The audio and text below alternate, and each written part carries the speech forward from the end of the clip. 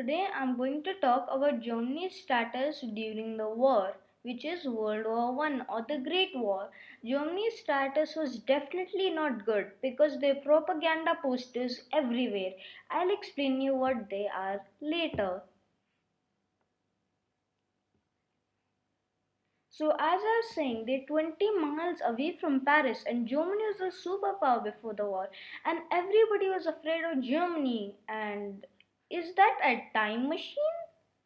And that's a French soldier, and he's going to tell us Germany's status during the war.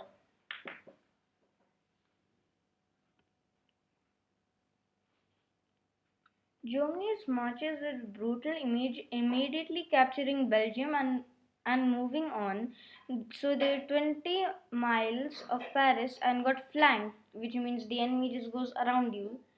And then the Germans had to retreat and lost and made trenches to keep the fight. While the retreating armies were going through cities, French citizens teased the Germans. So the Germans they took people to parks and immediately massacred and destroyed the entire population. There was no mercy, and it was not just because the French were teasing the Germans.